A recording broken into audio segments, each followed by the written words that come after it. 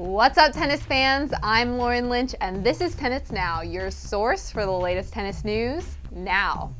It is the off season, but there's plenty of tennis news to spread around like holiday cheer.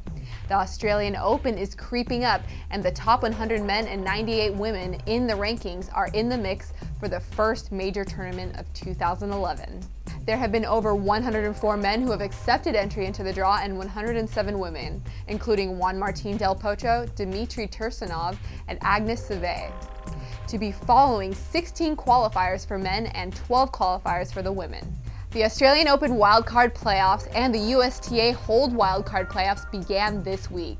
Many young hopefuls entered for a chance at making it to Melbourne, but there was one face that wasn't there. After a successful run at the Oz Open last year, 18-year-old Bernard Tomic has been swarmed with controversy after making the decision to pull out of the Australian Open wildcard playoffs.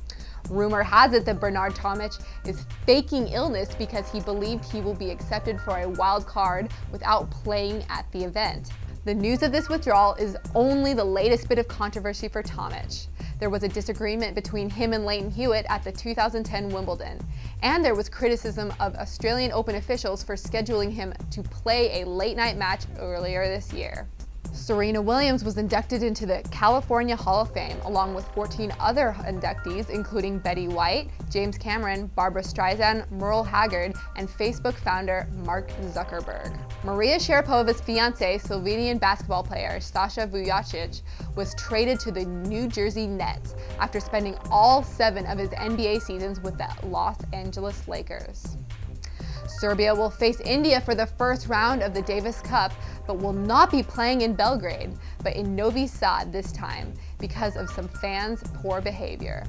Captain Guy Forget complained that a group of about 20 people were taunting the French players at the 2010 final and behaving unsportsmanlike, but made sure to say that the majority of the crowd, both French and Serbian, were great and supportive. Forget said, "It's very unfair. These people don't need to be on a sport field anywhere. I think that kind of spoiled the pleasure that you can have on the court, because you're always fighting the chair umpire to apply the rules. I've been sitting on this chair every day between 4 and 7 hours. Every single time there was an important point, there was some idiot whistling when these guys had to throw the ball in the air. That's not very nice. I hope in the future you will be able to get rid of these people, but most of the people were wonderful." Some exciting events will take place next week as rivals for the #1 spot, Rafael Nadal and Roger Federer, face off for some charity match events to raise money for their foundations.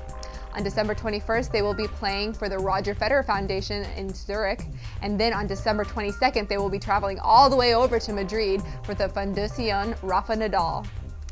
Stay tuned as Tennis Now will be covering the events, and click the link below or on Tennis Now to the Tennis TV link for live coverage of the match. Well, that wraps us up for today, tennis fans. Be sure to follow us on Facebook and Twitter and subscribe to the Tennis Now YouTube channel. I'm Lauren Lynch, and this is Tennis Now. Thanks for watching. See you next week.